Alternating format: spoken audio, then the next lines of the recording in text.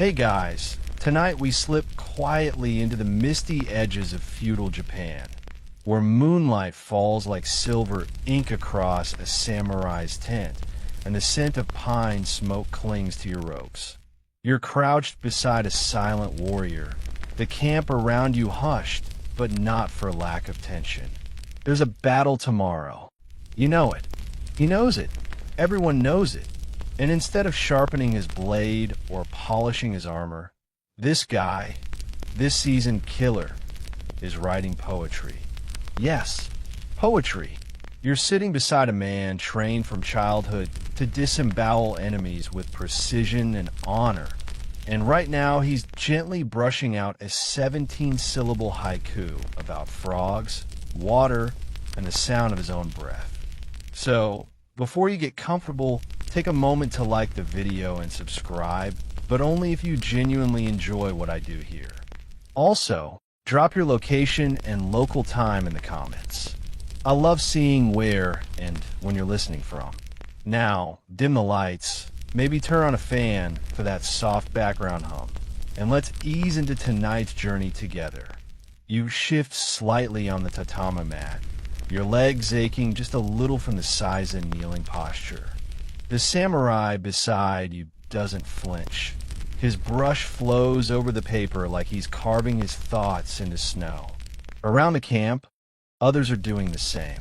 Quills and inkstones, not just katana and yari. And here's the kicker. No one thinks this is weird. You expected maybe blood rituals, war chants, a guy yelling bonsai into the fire. Instead, it's like an open mic night in Kyoto, just with a slight chance of being run through by a spear in the morning. This isn't a performance. This is ritual. There's something sacred in the moment. Poetry, for the samurai, isn't a hobby.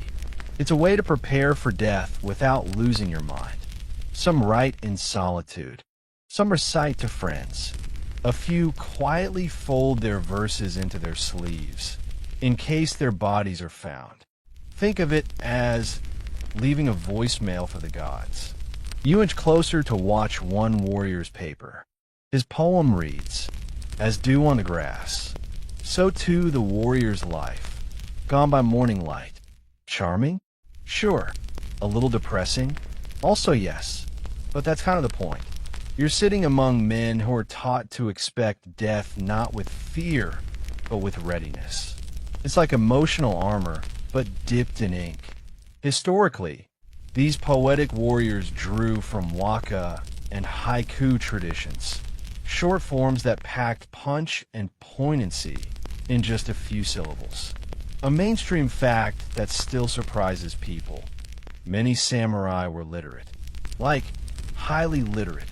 In fact, by the Edo period, literacy rates in samurai classes were among the highest in the world, which means poetry wasn't some elite academic weirdness. It was cultural glue. Every warrior knew at least a few verses, just as every Western knight might have memorized scripture. Now here's a quirky tidbit. Some samurai even competed in poetry contests hosted by their daimyo lords. Imagine a brutal military officer pulling rank because he rhymed better than you. You called it a metaphor? You're lucky I don't challenge you to both kinds of duel. Back in your camp, someone chuckles softly. A warrior has just composed a slightly inappropriate poem involving plum blossoms and a geisha's ankle. Nobody scolds him. Humor, too, is allowed on the eve of war.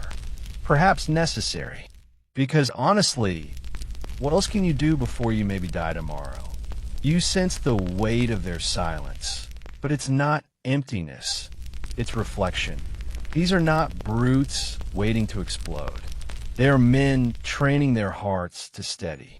The poetry helps them enter hijishin, or constant peaceful mind, a Zen ideal crucial to Japanese martial arts. It's like a mental dojo, preparing for clarity amid chaos. Historians still argue whether this poetic culture emerged organically from warrior ideals, or whether it was later romanticized during peacetime, especially in Edo period prints and scrolls. Either way, you can't shake the feeling that you've stumbled into a strange in-between world. Half art class, half death cult. The moon shifts. A few warriors extinguish their candles, but one remains, murmuring his verse under his breath. Should I not return? Let this ink-stained paper be. All that speaks my name. You swallow. You weren't ready for that one. You notice a detail now. Their calligraphy isn't perfect. Some lines waver slightly, ink darkening at the ends.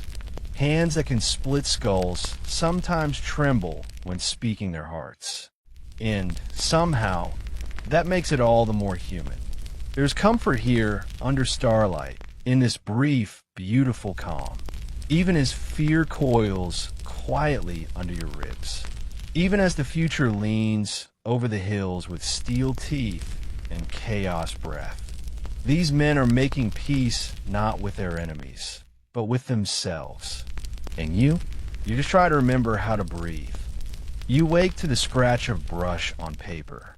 It's not the clatter of armor or the clang of sharpening blades that stirs you, but the soft, rhythmic motion of ink flowing across parchment. The sky hasn't shifted much, just a shade lighter, like the world's been exhaling all night. Around the camp, fires have died down, but the poetry, still going strong. The same samurai from last night is at it again. He hasn't slept. His eyes are heavy, but his hand is steady. This man, who can sever a bamboo stalk in one swing, is more concerned about syllable count than sword technique right now. You lean in, and he whispers, not to you, but maybe to himself. A single bird calls. Morning mist veils the battle. I welcome its cry. It's haunting, and that's the point. You realize something crucial now. For the samurai, poetry wasn't an afterthought. It was emotional conditioning, like stretching before battle or tightening armor straps.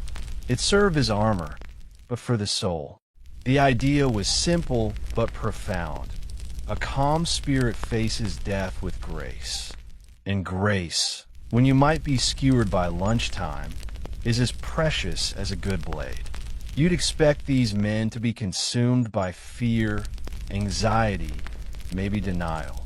Instead, they confront mortality the way a surfer watches an approaching wave. Acceptance, tension, anticipation. And their surfboard? A 17-syllable poem. Historically, the Bushido Code didn't just demand courage, it demanded dignity.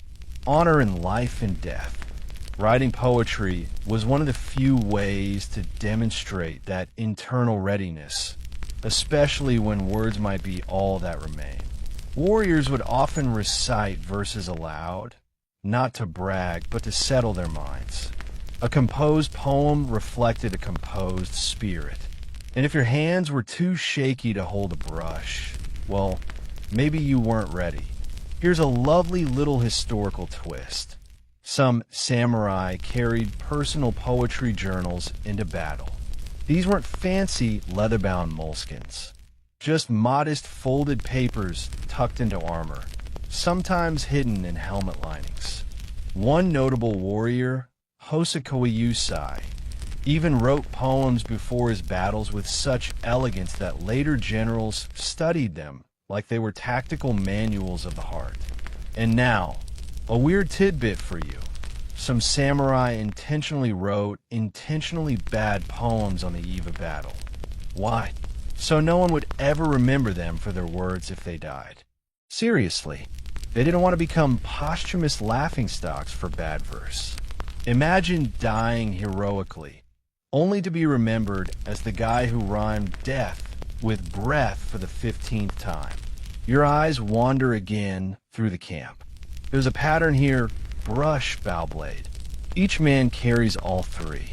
You pass a young warrior whose poem is inscribed not on paper, but directly onto a bamboo arrow shaft. You raise a brow. He shrugs and says, if it strikes true, maybe the gods will read it. Now that's confidence. You settle near the central fire, where senior commander sits in half-lotus pose, not meditating, but composing. He doesn't even look up as he murmurs. The wind cuts my cheek. I taste iron on my tongue. Still, I feel no fear. He smiles at you, wryly. Better than coffee, he says. You're not sure if he's joking. Probably. Historians still argue whether the widespread adoption of battlefield poetry was a genuinely spiritual practice or partly a performance of honor for reputation's sake. Some scholars suggest that samurai used these verses to manipulate how they were remembered, curating their legacy like pre-modern influencers. Others insist it was deeply sincere. Either way, the poems remain, and they say more than most journals ever could. You watch a warrior slice a twig into perfect symmetry, then dip his brush again. There's no checklist here, no formal instruction manual. You don't have to write poetry before you die. But more and more, you sense it's something most want to do. It's like a soul stretch, a slow breath, a ritual of ownership. You don't get to choose the war. You do get to choose your last words. There's something modern in this, strangely enough. You think of last texts, social media posts, voice memos people leave in emergencies. Humans still crave expression in the face of oblivion. The samurai just did it with better handwriting and cooler outfits. You're handed a brush. Your hands are clumsy, and your characters look like a chicken scratched them while dancing, but you try anyway. Breath fogs and cold. 1,000 blades sing nearby. I write. I remain. A warrior reads it and nods, solemn. Strong ending, he says. You smile. Then immediately regret smiling, because this might actually be your ending. You glance across the camp. A new poem is being pinned to a tent flap. Another is tied to a tree. It's like a forest of whispered thoughts blooming under the stars. You sit back. The fire crackles. Your mind quiets. The chaos to come hasn't arrived yet, and for now, you're wrapped in a strange, poetic peace. It's not that these warriors aren't afraid. It's that they've learned how to breathe through it. Dawn leaks in like a spilled cup of warm tea. You blink against the light. The sky a watercolor wash of peach and lavender. A horn sounds softly in the distance. Nothing urgent, just enough to nudge you back into awareness. But the men around you are already awake. Not sharpening swords, not praying. They're writing. One warrior, his armor already strapped tight, crouches in the dewy grass, brush in hand. His helmet rests beside him like a sleeping animal. You watch him pause, consider, then mark the final line of his poem with surprising delicacy for a man who probably broke 3 ribs last week without flinching. He finishes with a soft breath, then folds the paper once, twice, and tucks it carefully into the cuff of his sleeve. This isn't just any poem. It's a jisei, or death poem. A final brushstroke before silence. Writing your own death poem isn't mandatory. There's no checklist with helmet? Check. Katana? Check. Death haiku? Check. But it's common. So common, in fact, that families might receive it along with a warrior's remains, an echo of the last calm breath he took before vanishing into chaos. And the poems aren't always bleak. Some are darkly funny. Others are absurdly simple. One of the most famous goes, "Had I not known that I was dead, already I would have mourned my loss of life." That's from Tsuruyoki, a poet warrior in the Heian period, whose final lines still make historians blink and mutter, "Okay, wow." You can't help but smile at the casual fatalism. It's like the samurai version of a mic drop. And no, This isn't just ancient drama. Actual historical figures did this.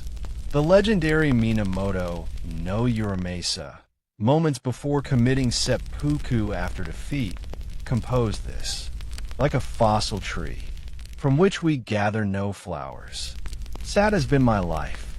It hits harder knowing he wrote that with shaking hands, a crushed body, and no real future ahead.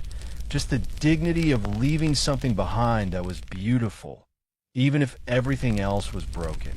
You walk between warriors now, not to spy, just to witness. There's a strange reverence in the air. Some warriors read their death poems aloud. Others keep them secret, tucked into sash belts or scrawled onto scraps of silk. One man is whispering his to the wind, over and over like a chant. His poem is short. Sword sharp, soul sharper. Blood will fall, but I fall still. You can't tell if he's terrified or tranquil. Maybe both. Historians still argue whether these death poems were always written right before battle, or if they were pre-prepared like wills, updated and edited over time. One school of thought believes some were rehearsed over years, final drafts, if you will, while others were spontaneous, splashed out in the final hour. There's probably truth in both. Some warriors wrote jisei just after major losses, or in exile, long before death actually came. You pause near an older man with streaks of gray in his hair. His armor is battered, mismatched, a survivor of many campaigns. He's scratching his poem into a thin wooden tablet with a blade's tip instead of ink. No brush left, he explains with a wink. But this still writes truth. You notice a detail. His poem ends with a blank line. Intentional. Still not sure how it ends. He says, "Well, that's fair. Now here's a wonderfully strange detail most people don't know. Some samurai didn't write a final poem at all, but commissioned poets to do it for them. Yeah, imagine outsourcing your last words. There were even traveling monks and scholars who specialized in this very niche market. Tell me your mood, and I'll distill it into 17 syllables. Ghostwriting for ghosts, basically. But this wasn't cowardice. It was just another way of acknowledging that death is larger than one voice. If you didn't trust yourself to say it perfectly, you found someone who could. A different kind of courage. You spot a younger warrior frowning over his parchment. He crumples it up, tries again. You hear a mutter, too dramatic. He tries once more, crossing out line after line. Perfectionism is alive and well, even on the doorstep of the afterlife. Eventually, he lands on something that makes him nod. He reads it aloud, nervously. Clouds drift overhead. So too, my thoughts unfix things, but this moment stays. His commander claps him on the shoulder. "Good one," he says. You start to realize this isn't just about preparing for death. It's about holding on to a self, however briefly. A kind of defiance. You can't control your fate, but you can choose the words that greet it. There's a bittersweet joke drifting around the camp, one that returns with every campaign. If you can't cut them down with a blade, drown them in metaphors. You chuckle, a little. You spot a sheet pinned to a tree, trembling in the breeze. Another pinned to a spear shaft. One tied to a horse's bridle. These poems travel now. The camp is breathing them like incense. You're handed another brush. No one asks if you're ready. That's never the question. Only, will you try? You write, "If morning takes me, let find me wide awake." Eyes open to sky. The ink pools at the end dark and soft. You fold it once. Twice. Tuck it into your sleeve, just in case. The clink of armor fills the morning air now, but it's not hurried. No frantic buckling, no shouts, just a slow rhythm. like monks preparing for a ceremony rather than men preparing to kill or die. The poetry lingers in the silence between movements, soft like breath fog in winter. You help a younger samurai tighten the cord at his shoulder. He looks no older than 20, but carries himself like he's seen 10 wars. He's humming, not a song, but the meter of a haiku.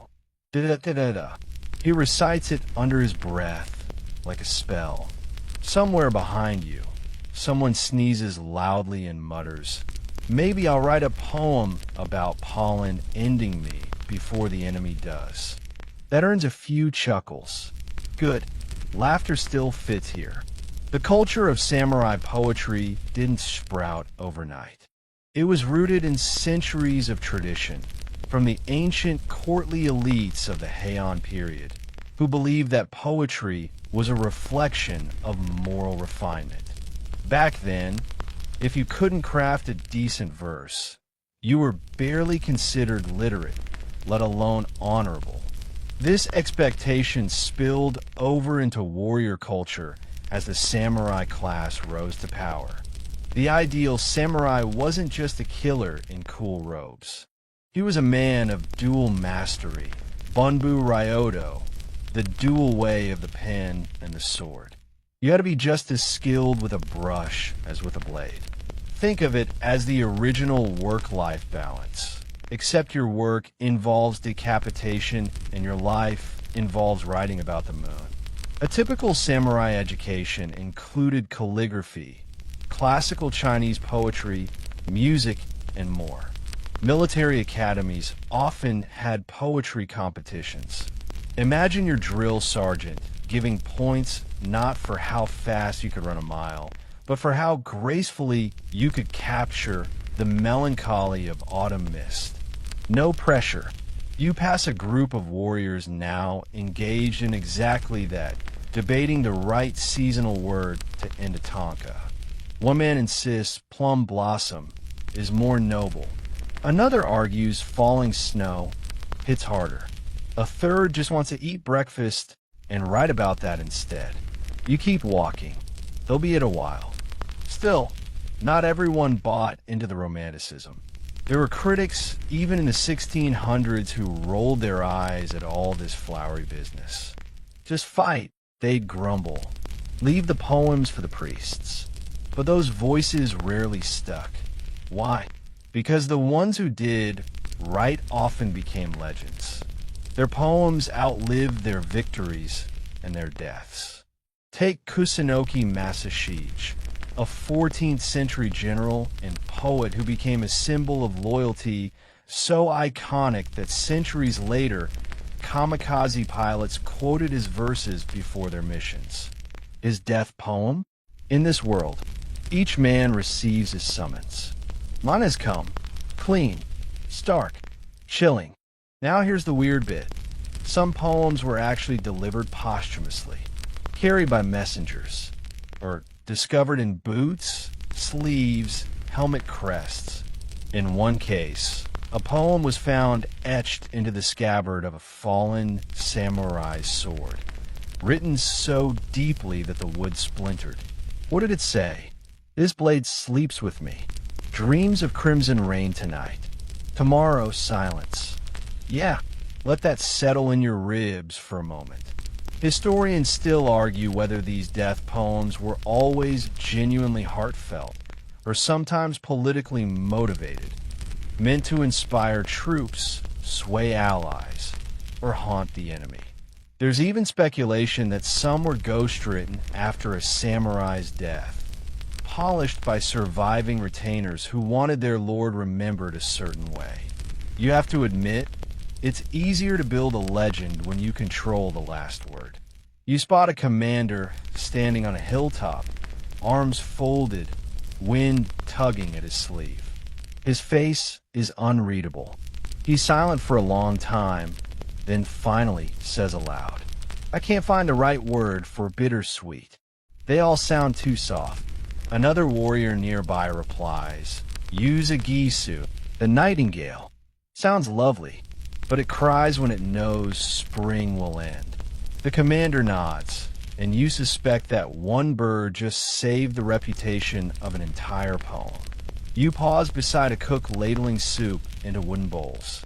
She's not a warrior, but even she's humming a poem.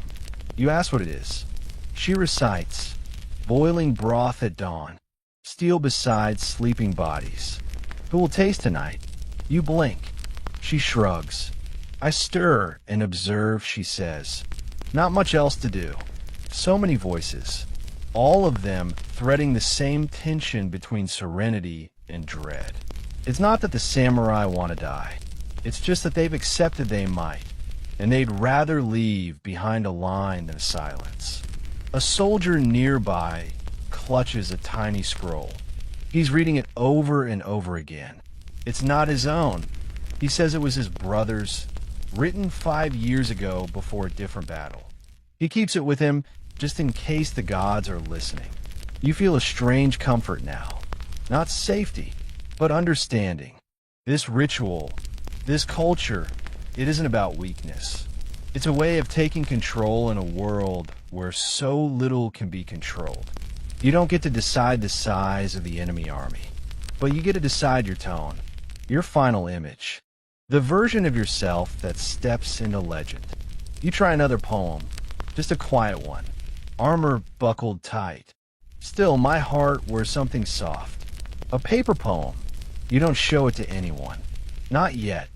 The wind shifts. You feel it roll over the camp like a silent messenger, brushing across the tents, tugging lightly at hanging banners, stirring the coals in a nearly dead fire pit. Somewhere in the distance, a conch shell is blown, long, low, mournful. That's the signal. March soon. You rise, brushing stray grass from your knees, and realize you've been kneeling longer than you thought. All around you, warriors are finishing their last bits of prep, tightening straps, adjusting blades, fastening sleeves. But the pace remains slow, measured, ritualistic. No one's sprinting. They're saving their energy. You glance across at one older samurai, carefully sliding a tiny folded slip of paper into a cloth pouch hanging from his neck. You recognize the movement. Another death poem tucked close to the heart. It's strange. On any other morning, this would feel macabre. But here, it's simply comforting. And then you remember something you'd nearly forgotten. Something odd. Some samurai, believe it or not, would burn their death poems. Yes, burn them. Not to erase them, but to offer them, like incense, to the ancestors or the gods. A smoky transmission of spirit. Some even believed the rising ash would carry their words directly into the next life. You glance up and half expect to see a poem drifting across the sky like a gray-winged crane. Historians still argue whether this practice was more Shinto or Buddhist in origin. The truth is, samurai weren't a spiritually uniform bunch. They've borrowed freely, from native Shinto reverence for nature and ancestors, to Zen Buddhism's crisp minimalism and emphasis on presence, detachment, and beautiful nothingness. And that Zen influence? Oh, it oozes from their poetry. Take this gem from a nameless 16th century monk warrior, found scribbled on the wall of a ruined temple. A bell rings once. No echo in the mountains. So goes my name. It's haunting, and so light, as if his whole life could fit into the space between two notes of chime. Another Zen-infused poem reads, no self, no sword, no wound to remember me, just wind and tall grass. The kind of poem that makes you question if the person who wrote it was even nervous about dying, or just curious about the shape of it. You tighten your own belt, watching as the unit commander raises a hand. A silent command. One by one, warriors form ranks, not in strict lines, but loose columns, a river of armor ready to flow. The mood has shifted but not cracked. It's still quiet. You can still hear the birds. Someone sneezes again. You should have written a haiku about your allergies, someone mutters. Too late. I'm dying snotty, the sneezer replies. And somehow, even that feels poetic. You march. The landscape unfolds slowly. The ground is still damp. Footsteps squish faintly. You see a crow overhead, tilting side to side as if trying to read the parade of warriors below. There's a strange, serene rhythm to the movement, like a dance no one rehearsed, but everyone knows. Your thoughts drift. You think about how samurai use poetry not just before battle, but in letters, diplomacy, even flirtation. There's a famous tale of a warrior who, rather than reply angrily to an enemy's insult, sent back a haiku with such biting grace, it basically ended the feud on the spot. That's the power of poetry. It can cut deeper than steel, but you never see the blade. You're walking beside a man named Takeda now. He's young, even younger than the last. His armor is slightly too big, and his sandals squish with every step. He notices you looking and grins nervously. "Wrote mine last night," he says. You nod. "Want to hear it?" he asks. You do. He clears his throat, then says, "If death must take me, let it come before my lunch. I hate warm sake." You laugh. So does he. Then he adds, "But I wrote a better one after. Just didn't want to die on a joke." That second poem? He won't say it aloud. He just pats his sleeve. Safe there. This duality, humor and honor, defines so much of samurai life. They weren't statues.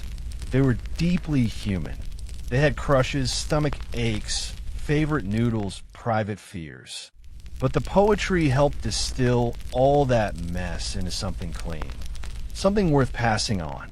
Even the legendary Miyamoto Musashi, the dueling master, scribbled poems in between fights. His own death poem?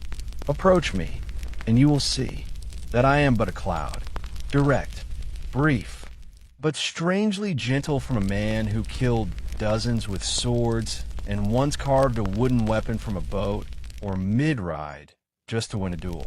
You can't make this stuff up. But even Musashi, with all his grit and violence, bowed to the brush. Because the brush doesn't lie.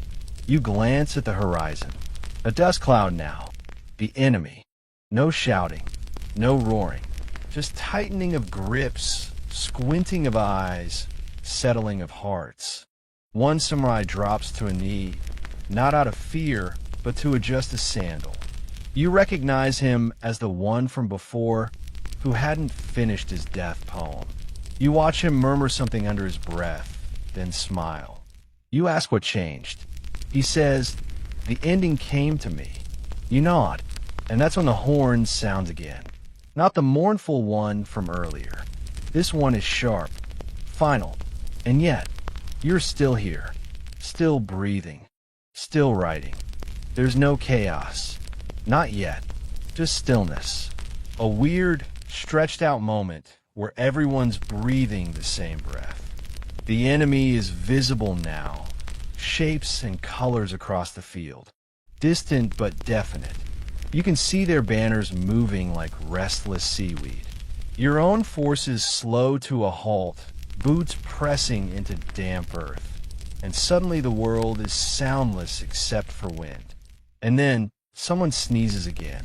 Of course, it breaks the tension like a bubble. A few warriors laugh. Quietly, not mockingly, just like people. You glance down at your own hands. No trembling. That surprises you. Or maybe it's the poetry helping. Giving shape to fear so it doesn't just swirl inside you like smoke. You mutter your verse under your breath again. Something about paper, armor, and softness. Still fits. You notice something curious on this march. People aren't hiding their poetry. They're sharing it, almost like an offering. The samurai beside you just read his out loud to a passing monk. The monk nodded slowly and said, "Yours is good, Bones, but the moon image is tired." The samurai looked genuinely offended, because yes, critique still exists even on the edge of death. This communal poetry sharing wasn't always encouraged. Earlier in samurai history, death poems were deeply personal, often kept hidden until discovered by attendants or family.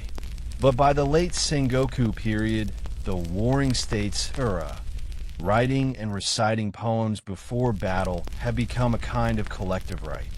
One famous tale tells of Tori Mototada, a general in the 1600s who, before his last stand, gathered his retainers not to issue commands, but to hold a poetry circle under candlelight, while enemy troops camped just a ridge away. And guess what? According to some records, he wrote 10 poems that night. 10, as in, one for each hour he knew he wouldn't live to see. That's either deeply poetic or chronically sleep-deprived. Probably both.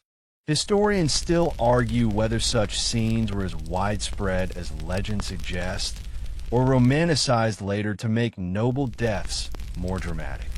But the recurrence of the ritual, poetry as prelude to combat, is too consistent to ignore. You hear voices now, not shouts, just murmurs.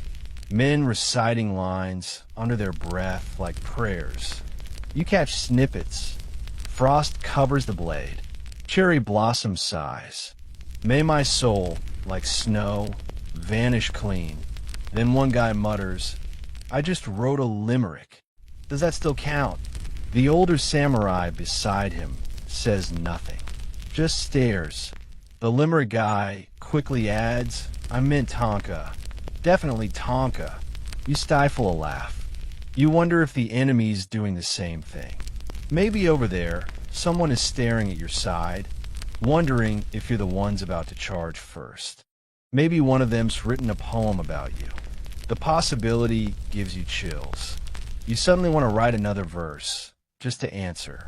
This might be the most peaceful battlefield in history. And yet, tension still presses against your chest. It's coming. You know it. The silence before violence always hums louder than the clash itself. Then, out of nowhere, a commander raises his fan. Not a weapon, a literal folding fan. Painted gold. You'd almost forgotten this tradition. In some samurai armies, the commanding officer didn't shout, didn't whistle, just lifted a fan to signal movement. And yes, of course, that fan was often decorated with poems, inked by the general himself or a court poet, which means someone, somewhere, once read a death poem written on a battle fan while charging into war. Try doing that during a corporate PowerPoint. As you squint at the raised fan, you remember another poem. You don't know who wrote it. Just something an older warrior whispered to you last spring during training, after you botched a sparring drill. "If I die standing, let no one straighten my limbs. I fell as I lived." He said it without irony, without flourish, just truth. You glance to your left. A warrior there's holding something. Not a weapon. A tiny notebook. You catch a peek of ink on its top page. I sharpen my sword, but polish no grudges. Just reflections of clouds. It's so clean. You suddenly feel the urge to write again, but you no paper left. So you trace a verse on your palm with your finger. It's nothing elaborate, just a few words to hold you steady. And then the horn sounds again. This time, it's movement. You walk. No charging. Not yet. Just closing the space. Like two waves creeping toward each other. Armor rustles like reeds. Footsteps thump in rhythm. Not a march, more like a heartbeat. Boom, boom, boom. The man ahead of you suddenly stumbles, then stops. He turns. "I forgot the last line," he says, panicked. You blink. "My poem. I had a great second line, but now I can't remember the third." You suggest something simple. He nods. That'll do. I'll revise it in the afterlife. You keep walking. Everywhere, poetry hangs in the air like mist. Even the enemy now comes into sharp view, and they don't seem any less human. You wonder what poems live in their sleeves. If they're scared, if their commander also uses a golden fan, if they too have someone who sneezes right before battle. It's all strange and sacred and oddly intimate. And for the briefest moment, you forget there are weapons involved at all. A pebble skitters under your foot. It's ridiculous that you notice something so small, but that's how heightened your senses are. You hear the crunch, feel the slight twist in your ankle, and suddenly, for one fragile second, you remember you're wearing socks with holes in them, that your left thumbnail has a crack, that your stomach is very slightly rumbling because you skipped rice this morning. It's easy to forget you're human on the edge of a battlefield. Poetry brings it back. And now, you're close enough to see their faces. The enemy. They look like you, which is, frankly, awkward. One of them has a crooked mustache. Another is adjusting his shoulder blade exactly the way you did 10 minutes ago. A third is holding his blade at a slight angle, like he's never really been sure where to rest it. It's eerie, like looking into a slightly off reflection. The two lines are closing like old friends reuniting in silence. Only these friends carry swords and shaky breath. You don't charge. Not yet. Because this isn't Hollywood. Real battles, especially between trained samurai, often began with long moments of deliberate positioning, testing, measuring. You walk a little further, then halt when a hand goes up. Your commander again. Fan lowered. The pause is infinite. A crane calls somewhere behind you, and you're hit with the full absurdity. There's an actual crane calling as two armies prepare to possibly slaughter each other. And then something shifts. A single samurai from the enemy's side steps forward. He bows deep and long. Then, with exquisite care, he draws a scroll from inside his sleeve. A murmur ripples through your line. Is he really doing this? Yes. He begins to read. You don't understand every word. It's in a dialect slightly different from yours, but the shape of it is unmistakable. A jisei, a death poem. He's offering it aloud for both sides to hear. This is not standard protocol.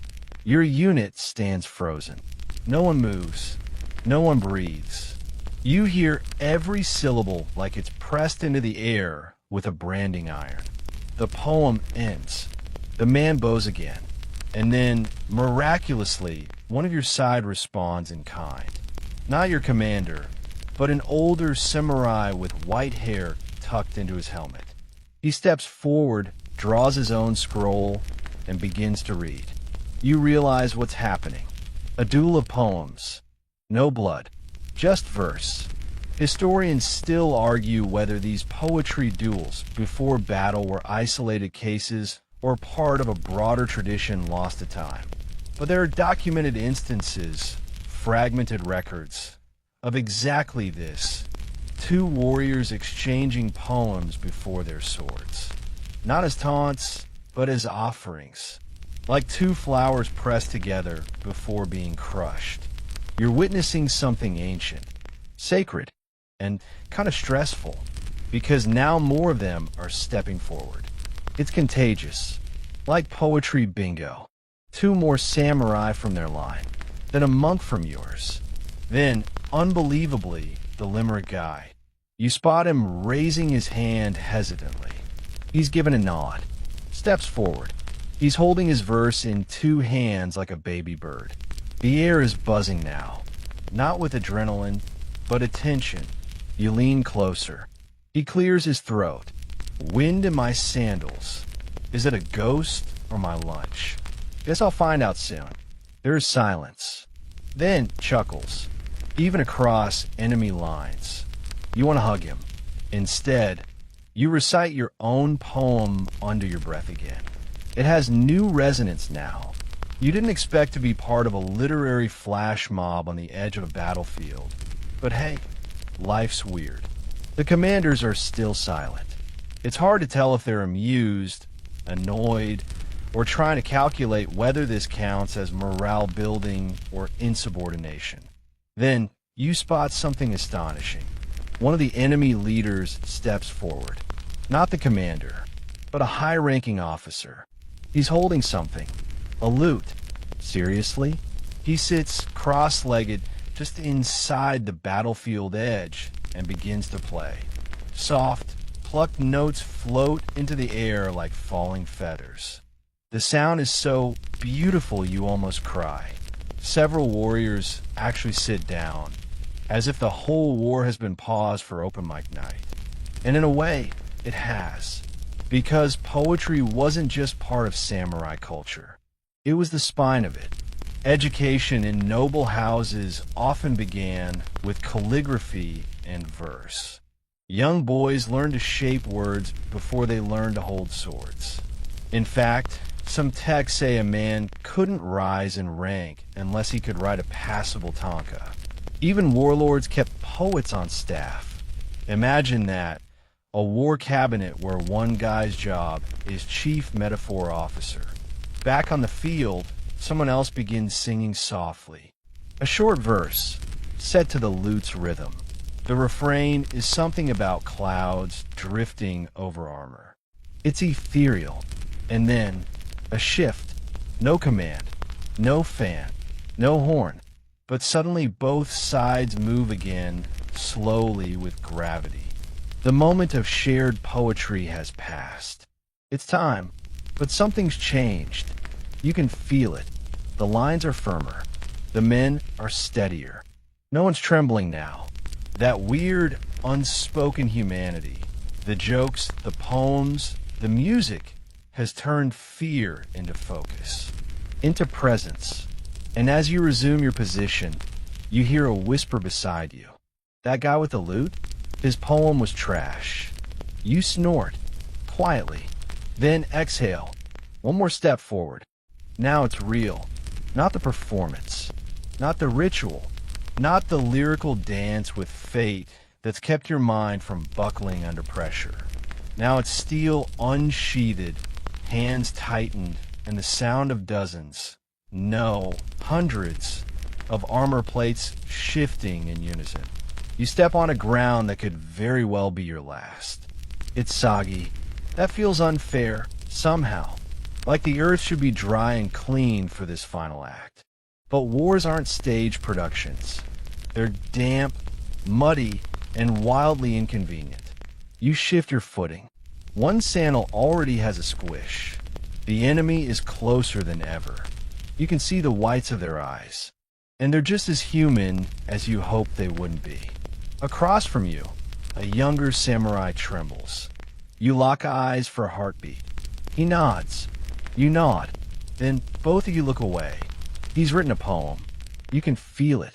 Your own lines still pulse at the back of your tongue like a mantra. You whisper them one last time. Then you draw.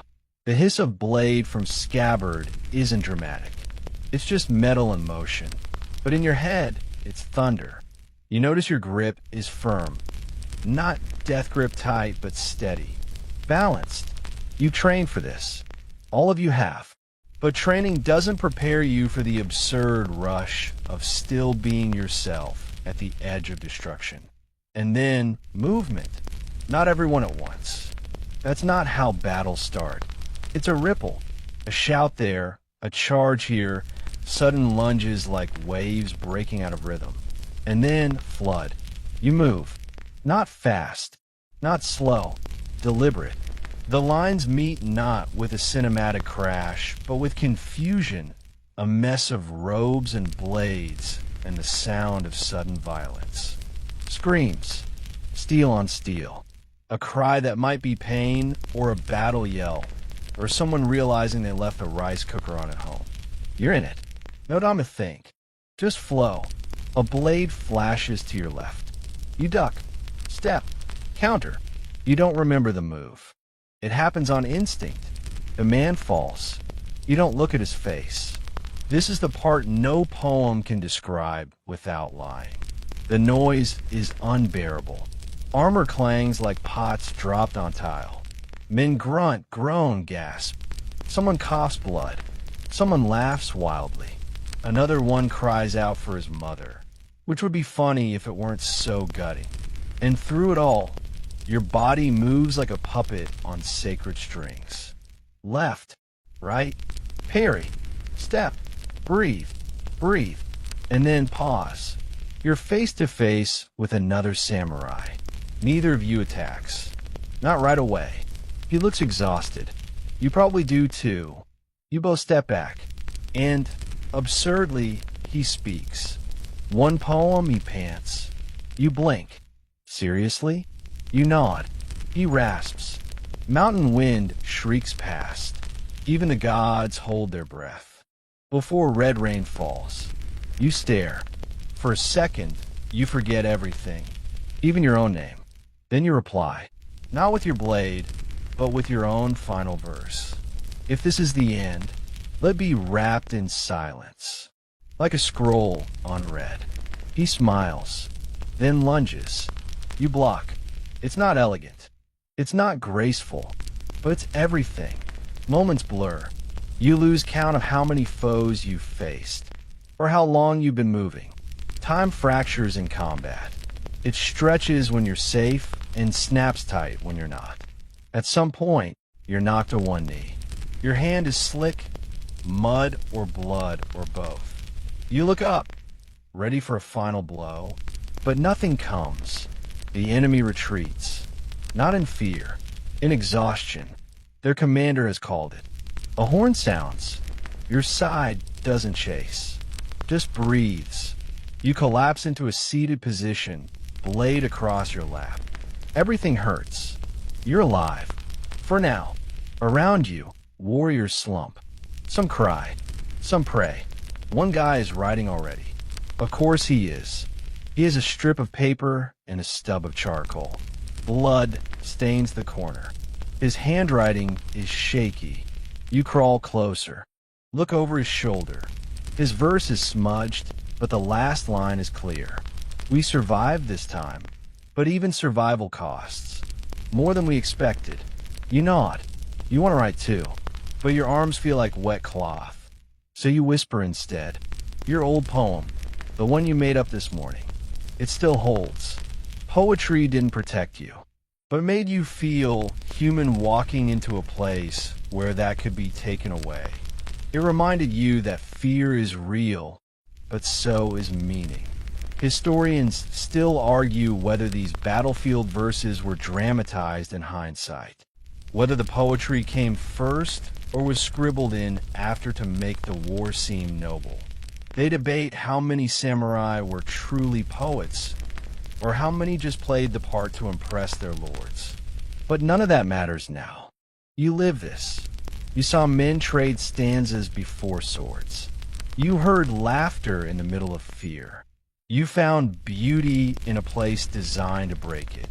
And now, as the sun lowers and silence spreads over the field like a cool blanket, you begin your final lines in your mind. No brush, no paper, just memory. Wind rises again. We sheath what cannot be sheathed and carry the words. The battle fades behind you now. No more clashing steel. No more shouting. Only the hush of a field settling after chaos. The air grows cooler, the breeze slower, almost as if the earth itself exhales with relief. You walk through the quiet, not fast, not slow, just present. Your armor creaks with every step, but it doesn't feel heavy anymore. Just familiar. Carried. The horizon glows faintly with what remains of the sun. Shadows stretch long, but they aren't frightening. They feel like silk being drawn across the world, one gentle fold at a time. You pause, and in your mind, words take shape again. They're soft this time, not a battle cry, not a final thought, just a line about mist over mountains. You don't even need to say it aloud. You feel it settle inside you like warm tea in the chest. This is what remains after the fury. Not glory, not pride, but words. You survived. You whispered your poem through the storm, and somehow the storm passed. Not because of strength, but because you held on to something delicate when everything else was hard. Now let that softness stay. Let your breath slow. Let your eyes close. Let the poem rest, folded carefully in the quiet of your mind. And let the night take you gently,